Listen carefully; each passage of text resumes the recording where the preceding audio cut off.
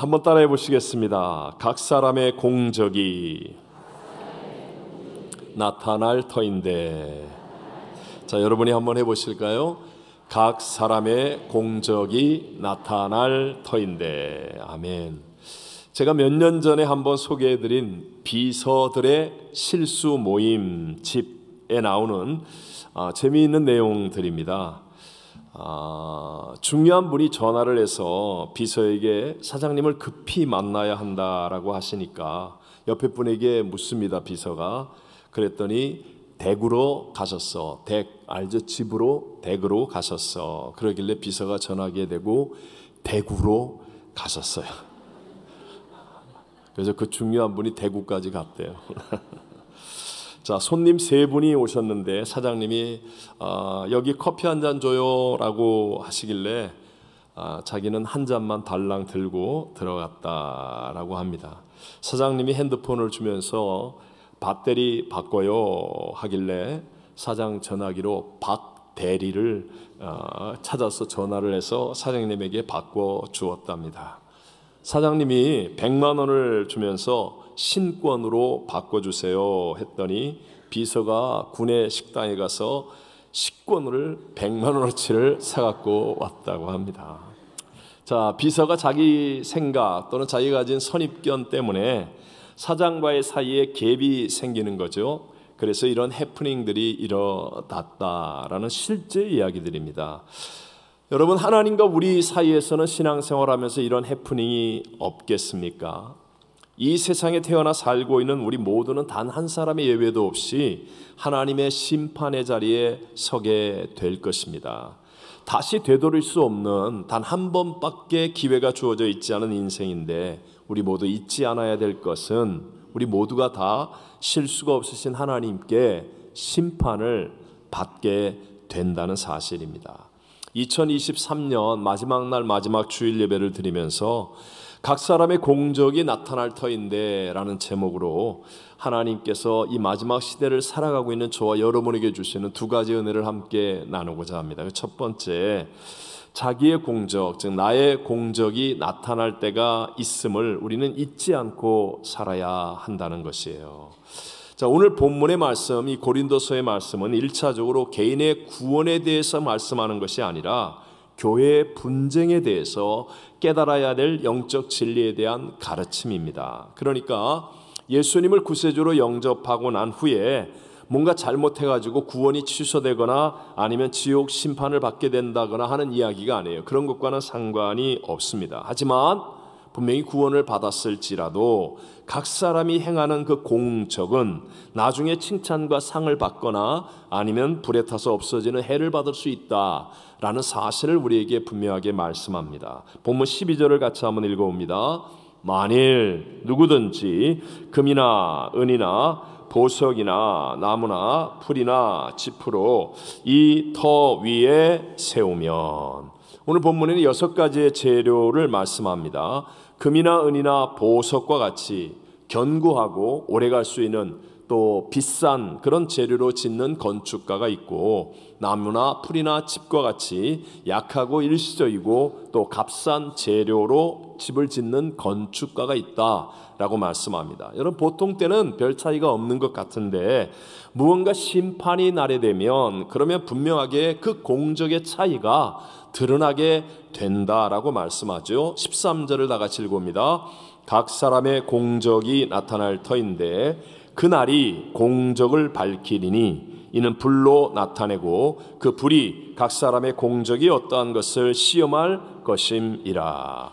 이전 개역 성경에는 이 공적을 공역이라고 기록했는데요, 자기가 힘들이고 공을 들여서 만들어 온 결과를 의미하는 말이죠. 그리고 그렇게 만든 공적에 따라서 반드시 상과 해가 있다라고 성경은 말씀합니다. 14절과 15절을 같이 읽어봅니다. 만일 누구든지 그 위에 세운 공적이 그대로 있으면 상을 받고 누구든지 그 공적이 불타면 해를 받으리니 그러나 자신은 구원을 받되 불 가운데서 받은 것 같으리라. 아멘. 혹시라도 이해하지 못하는 사람이 있을까봐 우리 모두가 다 잘 알고 있는 아기 돼지 삼형제라는 그런 어린이 동화 이야기 다 아시죠? 네, 그런 이야기를 통해서 한번 보십시오. 넓은 초원에 엄마 돼지와 아기 돼지 삼형제가 살고 있었습니다. 어느 날 엄마 돼지는요, 아기 돼지 삼형제에게 독립해서 각자의 집을 짓고 살아라 라고 얘기했고요, 아기 돼지 삼형제는 길을 떠났습니다. 게으른 첫째는요, 쉽게 집을 짓기 위해 지프로 지었어요. 그리고 잔꾀가 많은 둘째는 또 쉽게 집을 짓기 위해 나무로 집을 지었습니다. 근데 부지런한 막내는 아주 힘이 들었지만 튼튼하게 벽돌로 집을 지었습니다. 늑대가 나타난 거예요. 그리고 첫째의 집과 둘째의 집을 입김으로 혹 불었더니 쉽게 무너집니다. 위험에 처한 첫째와 둘째가 막내의 벽돌집으로 도망을 하게 되었고요, 튼튼하게 잘 지은 막내의 벽돌집은 늑대가 입김으로 아무리 세게 불어도 안 날아갔고 몸으로 아무리 세게 밀어도 안 쓰러졌다. 그 이후에 첫째와 둘째가 회개하고 여기서부터는 제 얘기예요. 다시 튼튼하게 집을 지어서 아기 돼지 삼형제는 서로 도와가면서 행복하게 잘 살았다라는 이야기. 여러분, 이건 믿지 않는 사람들도 다 알고 이해하는 동화이지만 실제 나의 삶에 분명한 하나님의 심판이 있음을 알고 있는 우리들은 과연 그날을 앞두고 어떻게 살아가고 있습니까? 내가 지은 신앙과 인생의 집은 하나님이 베푸실 그 불같은 공적 심판에 이 첫째와 둘째 아기 돼지 같이 무너지지 않고 남아 있는 셋째 아기 돼지 같은 집을 만들어가고 있다고 얘기할 수 있겠습니까? 하나님의 공적 심판은요, 얼마나 크고 멋진 집을 짓느냐 하는 데 있지 않고 불에 타지 않고 무너지지 않는 집을 짓느냐 하는 데에 초점이 있음을 알아야 합니다. 일본 도쿄의 제국 호텔, 임페리오 호텔이라는 건물이 미국의 프랭크 로이드 라이트라는 건축가에 의해서 지어졌습니다.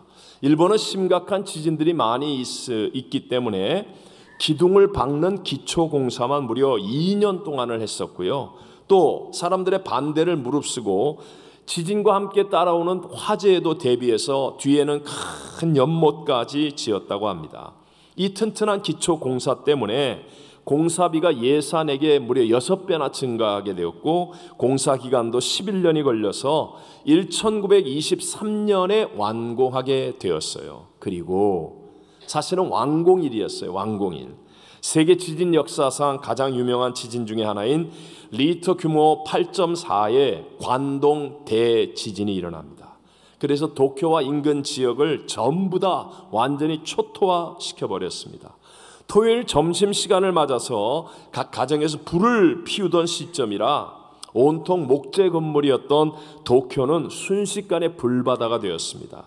규모 6에서 7 사이의 여진이 계속되어서 가옥이 무려 11만 채가 불타 없어졌고 시내의 온도는 무려 섭씨 46도, 화씨로 115도까지 오르는 등 지옥의 불바다와 같이 되었습니다. 그런데 놀랍게도 그 지진에도 무너지지 않고 그 불에도 타지 않은 유일한 호텔이 바로 그 임페리얼 호텔이었습니다. 오히려 그 지진의 때에 이 무너지지 않은 건물로 말미암아 많은 사람들을 살리는 일에 쓰임을 받게 되었다는 거죠. 이유가 무엇입니까? 비싼 대가를 지불하여도 올바른 공사를 했기 때문이라는 겁니다.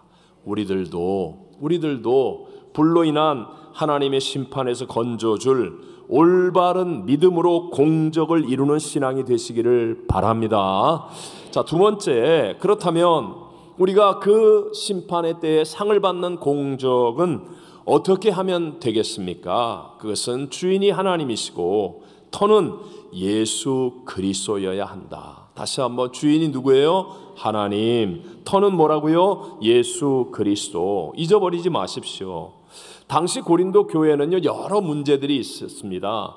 생길 수밖에 없겠죠. 육신에 속한 어린아이와 같은 신앙으로 갈등과 분쟁이 생기니까 자연히 당을 짓게 되고, 특별히 고린도전서 3장에는 아볼로파, 바울파, 그러면서 여러 파로 나뉘어지는 문제에 대해서 말씀하는 거예요.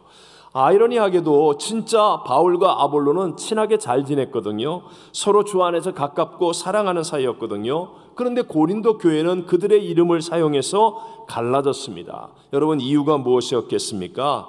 주인은 하나님이시고 그 터는 예수 그리스도인 올바른 신앙이 아니라 자기의 이득을 위해서 유명하고 힘있는 그들의 이름을 사용하는 거예요. 그들의 이름을 팔아서 파워게임이나 하려고 하는 잘못된 잘못된 주인의식을 가지고 있었기 때문에 이렇게 되었다라는 것이죠. 성경은 분명하게 앞에 9절 말씀하면 교회는 하나님의 집이라고 말씀하고 11절에는 그 터는 예수 그리스도라고 절대적인 진리를 말씀하고 있습니다. 그러므로 여러분, 우리가 평생 주님을 만날 때까지 신앙생활할 터인데 이 주님의 몸인 교회는 주인이 누구라고요? 하나님.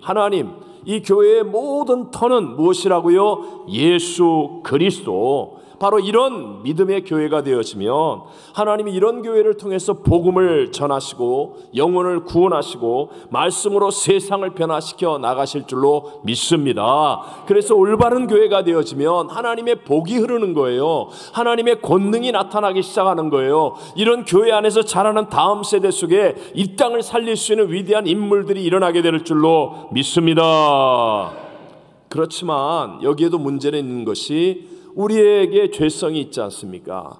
우리 모든 사람들에겐 죄성이 있고요. 무엇보다도 마지막 시대에 무섭도록 교회를 공격하는 원수 마귀가 있기 때문에 교회와 성도의 신앙이 정말 정신을 차리고 있지 않으면 너무 쉽게 유혹에 넘어지고 타락할 수 있다는 거죠. 주님의 영광이 쉽게 타락되어질 수 있다라는 거예요. 그래서 여러분, 현실적으로 보면 이 땅에 많은 교회와 믿음의 사람들이 있다고 하는데도 불구하고 무너지고 불타는 공적으로 해를 받고 있는 모습을 우리는 어렵지 않게 쉽게 볼 수 있지 않습니까?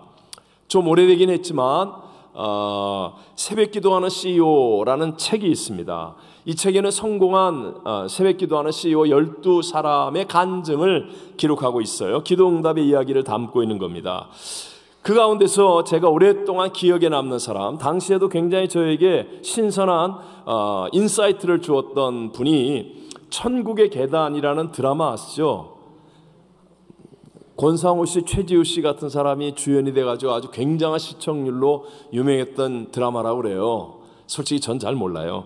근데 어쨌든 이 천국의 계단과 같은 인기 드라마를 많이 만드신 이장수 감독이라는 분이 있는데 이분의 간증 이야기입니다. 이분은 사실 햇불 트리니티 신학교도 아마 나온 분으로 제가 알고 있어요. 근데 이 감독님이 새벽 기도하다가 은혜를 받고 그리고 성경을 읽고 있는데 성경 안에서 드라마 흥행 공식 이게 보여지더라는 거예요.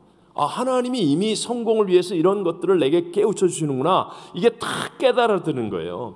그게 여러 가지 원칙을 말하는데 제게 인사이트를 주었던 게 첫 번째 이 공식이었어요. 그건 바로 주인공을 내세워라. 이 사람은 드라마 PD니까 감독이니까 자기 입장에서 얘기하면 주인공을 내세워라. 주인공이 드러나지 않는 드라마는 흥행 실패가 불을 보듯 뻔하다라고 말하는 거예요. 아무리 작게 잡아도요, 방영 시간의 절반은 주인공이 끌고 가게 해야만 그 드라마가 성공할 수 있는 드라마가 된다는 거예요. 왜 드라마 같은 거 매일 막 이렇게 시청률을 조사하지 않습니까? 그렇게 높은 시청률을 가다가도 시청률이 뚝 떨어지는 그 방영분을 보면 주인공이 적게 나오는데, 주인공이 안 나오는데, 그래서 조연끼리 나올 수밖에 없는 상황이라 할지라도 주인공에 대해서 이야기하게 만들고 주인공을 생각하게 만들어야 이게 드라마가 성공할 수 있다. 저는요, 이 공식이 정말 마음에 큰 인사이트를 주었어요. 우리의 신앙, 우리 각자에게도 적용을 해본다면 여러분, 하나님이 감독하는 우리는 실제 인생 드라마를 살고 있는 사람들 아니겠습니까? 그렇다면 이 드라마가 성공하려면, 나의 인생이 성공하려면 누가 드러나야 돼요? 주인공이 드러나야 되는데 그 주인공이 누가 되면 되겠어요? 예수님이 되면 된다는 거예요. 왜냐하면 내가 주인공 돼봤자 나는 이기지 못해요. 뭐 대적을 못 이기고 이리 터지고 저리 터지고 그런 거 가지고 어떻게 성공한 인생이라고 말하겠습니까? 근데 주인공이 짠 하고 나타나서 문제보다 크신 주님, 대적보다 크신 주님, 정말 위대하신 주님의 역사가 쫙 일어나는 인생이 되어진다면, 그렇다면 우리의 인생은 성공하는 인생 드라마가 되는 것 아니겠습니까? 어떻습니까, 여러분? 여러분의 삶에는 정말 주인공이신 예수님이 드러나고 있습니까? Not I but 크리스도의 신앙이 이루어지고 있습니까? 여러분, 이렇게 주인공이 나의 삶을 통하여 예수님이 내 인생의 주인입니다, 주인공이십니다 라고 드러나는 인생이 되어져야 한다는 거예요. 예수님이 주인공이 되시면 우리 첫 번째 기적처럼 가나의 혼인잔치집, 여러분 포도주가 떨어졌습니다. 그런데도 불구하고 예수님이 주인이 되는 그 순간에 물이 변하여 포도주가 되어지는 기적이 일어나고 잔치에 참석한 모든 사람들이 큰 기쁨 가운데 빠지게 되는 것처럼 예수님이 내 인생의 주인공이라고 증거한다면, 그렇다면 우리의 삶에서도 성경에 나타나는 모든 기적과 역사들이 일어날 수 있게 될 줄로 믿습니다. 자, 사도 바울은 어떤 사람도 정말 인정하는, 가장 확실하게 하나님께 상을 받은 사람이라는 것에 대해서 부인할 수가 없습니다. 근데 사도 바울의 고백이 무엇입니까? 우리 유명한 갈라디아서 2장 20절을 보아도 내가 그리스도와 함께 십자가에 못 박혔나니 그런즉 이제는 내가 사는 것이 아니요 오직 내 안에 누가 그리스도께서 사시는 것이라. 주인공이 누구라고요? 예수님이라는 거예요. 예수님. 바울이 얼마나 많은 사람을 만나고 얼마나 많은 지역을 다니고 얼마나 많은 일을 하고 얼마나 많은 교회를 세웠습니까? 그런데 바울은 언제나 주인공이 예수님이 되게 했다는 거예요. 내가 산 것이 아니라 내 안에 그리스도 예수가 사심이라. 예수님을 주인공 되게 했더니 바울의 인생 속에는 놀라운 하나님의 역사와 기적과 승리의 일들이 일어나게 된 줄로 믿습니다. 일반적으로 운동하는 사람들에게 최고의 영광 또는 승리를 얘기한다면 각 나라의 최고 선수들이 참석하는 올림픽에서 금메달을 따는 것, 메달을 따는 것이라고 말할 수 있을 것입니다. 한국의 유도 81kg급 김재범 선수가 런던 올림픽 대회 때 금메달을 땄습니다. 그리고 난 다음에 막 땀이 범벅이 된 채 인터뷰를 하는데 하나님께 영광 돌리는 세리머니를 하고, 그리고 하나님께 먼저 감사드리며 하나님은 최고의 은인이십니다 이렇게 얘기하는데 진짜 감동적이었던 기억이 납니다. 그리고 나서 김재범 선수가 이런 위대한 말을 했어요. 뭐 몇 가지 인사말을 하고 난 다음에 그 막 숨을 헐떡이면서 뭐 인터뷰를 준비하거나 그런 거 아니죠. 근데 여기서부터 나오는 그 말일 거예요. 2008년 베이징 올림픽 때 죽기 살기로 했더니 은메달을 땄고, 2012년 런던 올림픽 때는 바로 이때를 얘기하는 거예요. 어떻게 했다고요? 죽기로 했더니, 죽기 살기가 아니라 어떻게? 죽기로 했더니 금메달을 땄습니다. 와, 정말 큰 도전이 되었어요. 제가 한번 동영상 보여드릴게요. 진짜 하나님께 먼저 감사드립니다. 진짜 최고의 은인이시고요, 하나님께서. 그리고 저희 유도의 김정희 총장님, 그리고 저희 4년 동안 저희를 이까지 끌어주신 저희 정원 감독님 하며 한국 마사의 전 직원분들한테 정말 먼저 감사 인사드리고요. 뭐라고 할 말이 없네요. 진짜 너무 감사한 일들만 있으니까요. 그 4년 전에 결승에서 만나서 아쉽게 졌던 그 비숍 선수를 다시 만났는데 어떻게 속으로는 내심 서력을 바르면서 비숍 선수가 올라오길 바라고 있었나요? 죽기 살기로 했어요. 졌어요. 그때는. 지금은 죽기로 했어요. 이겼어요. 그게 답입니다. 답이 뭐라고요? 죽기로 하는 거예요. 죽기로. 아사 교회생. 아멘입니까? 아사 가정생. 아사 기업생. 왜요? 내가 죽으면 내 안에 누가 나타나기 시작해요? 예수님. 내가 잘하려고 하면 내 수준밖에 안 돼요. 그러면 내 수준보다 뛰어나거나 훌륭한 사람은 절대로 내 수준을 따라오지 않습니다. 그러니까 결국 고만한 인생밖에는 못 사는 거예요. 근데 내가 죽으면, 우리 예수님을 믿잖아요. 예수님 믿으니까 내가 죽으면, 하나님 내가 죽었습니다. 그러면 나도 모르는 사이에 예수님께서 주인이 돼서 이 내 인생의 드라마의 주인공으로 드러나기 시작하면 내게 없었던 하나님의 역사, 능력, 은혜, 놀라운 일들이 일어나게 될 줄로 믿습니다. 그래서 우리는 끝까지 철저하고 치열하고 끝까지 교회와 신앙의 주인이 누구인가, 그리고 누구를 위해서 내가 이 신앙생활을 하고 있는가를 돌아봐야 합니다. 오직 예수 그리스도가 주인 되는 은혜가 있게 되시기를 바랍니다. 말세가 될수록 사람들은요 자기중심적이에요. 그래서 자기가 주인이 되어서 하나님을 이용하려고 합니다. 결국은 자기 마음대로 하겠다고 생각하는 겁니다. 내 컨디션 좋으면 하고 내 컨디션 나쁘면 안 한다는 거예요. 나한테 잘해주면 좋고 나한테 조금만 잘못하면 그건 틀리고 나쁜 거라는 거예요. 언제나 자기가 중심. 그러니까 하나님의 역사가 나타나지 않는 것이죠. 하나님의 영광보다도 자기 이름을 내려고 하고, 그리고 인간의 욕심을 위해서 무언가를 얻으려고만 하는 신앙이 되어진다면, 그렇다면 그런 사람이 잠깐은 이깁니다. 내가 고집 피우고 내가 소리 지르면 잠깐은 그 사람이 이깁니다. 그러나 역사의 주관자는 누구예요? 하나님이세요. 생사복을 주관하는 분 누구예요? 하나님이세요. 하나님의 심판의 때에 그날이 다 다가오는데 다 불에 타서 없어질 공적이 되어질 뿐이고, 그러나 반대로 내가 죽고 내 안에 그리스도 예수가 살면 그 죽는 순간에 내가 지는 것 같고 손해보는 것 같고 억울한 것 같지만 하나님은 절대로 실수가 없으세요.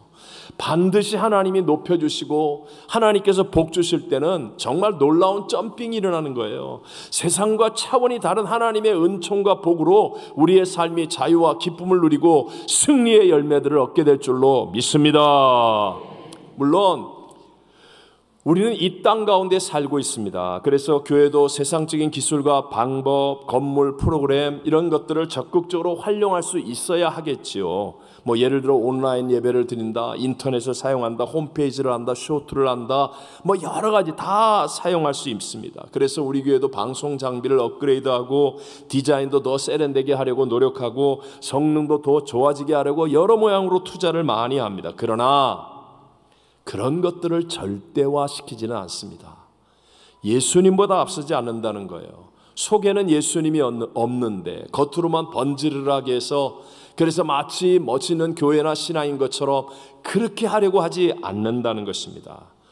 제가 기억이 납니다. 처음 인터넷 또는 온라인 예배를 시작할 때 많은 목사님들이 좀 이렇게 유명하다고 하는 목사님들이 이제 앞으로는 뭐 인터넷 모르면 목회가 못한다, 목회 안 된다, 막 그런 말들도 하기도 했어요. 하지만 그렇지 않았어요. 진짜 중요한 건 십자가에 피 흐르는 복음을 붙잡으면, 이 복음의 능력을 믿는 자가 되어지면 오히려 교회가 더 강해지고, 오히려 신앙이 세상이 무너뜨리지 못하는 더 담대하고 튼튼한 신앙이 되어진 줄로 믿습니다.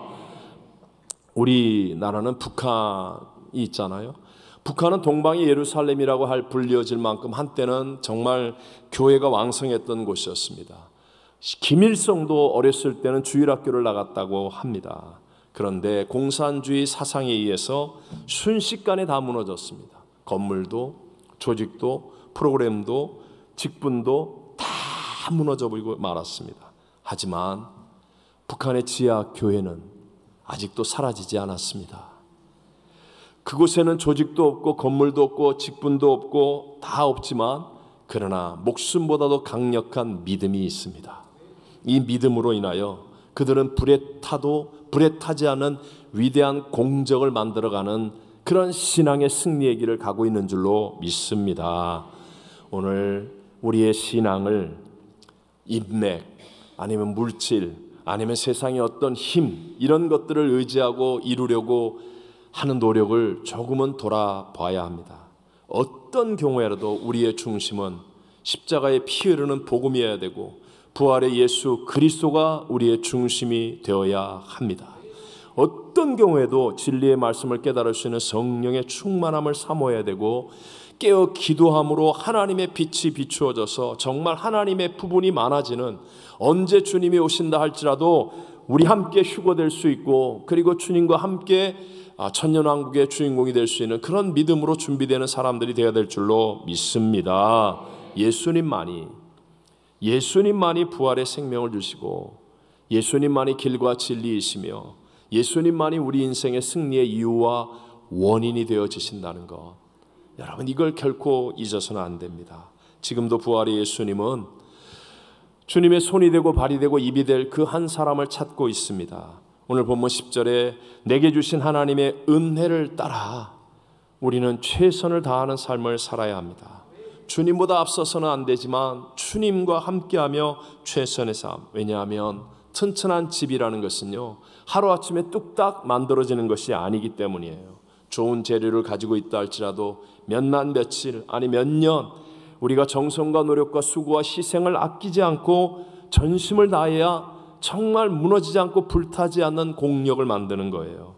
신앙은 남에게 하청 주고 시켜서 만들어질 수는 없습니다. 오직 내가 하는 것입니다. 내가 하는 것, 나의 공력, 나의 수고, 나의 눈물, 나의 희생, 나의 시간, 나의 물질, 내가 하나님 앞에서 준비되어져야 합니다. 오늘 우리 은퇴하시는 총 14분, 정말 저는 개인적으로 자랑스럽게 생각하고 또 감사하고 축복합니다. 하나님께서도 한 분 한 분의 이 공적을 기뻐하시고 축복하시기를 간절히 기원합니다. 여러분 모두 기억하셔야 합니다. 사람은 불완전하고요, 세상은 불공평합니다. 여기에서 기대하는 게 아니에요. 우리의 기대는 하나님, 우리 하나님은 실수가 없으신 분인 줄로 믿습니다. 가난한 과부의 그 작은 헌금도 기억하시고, 작은 보잘것없는 소자 하나에게 냉수 한 컵 대접한 것도 하늘에서 상을 잃어버리지 않게 하시는 실수가 없으신 하나님, 그분을 바라보고 우리는 오늘의 삶을 바르게 살아야 한다는 겁니다. 오늘 2부 예배에 참석한 사랑하는 성도 여러분, 심판의 그날 하나님 앞에서 나의 공적이 나타날 때, 심판할 때가 있음을 기억하고 잊지 않게 되시기를 바랍니다. 그리고 상 받는 공적이 되려면 언제나 주인은 하나님이고 그 터는 예수 그리스도라는 것, 이것을 잊지 않고 살아야 할 것입니다. 자, 이제 한 해의 마지막 날, 한 해를 돌아보게 하시는 마지막 주일, 하나님의 상을 위해서 나는 과연 얼마나 최선을 다했습니까? 나는 어떤 공적을 이루었습니까?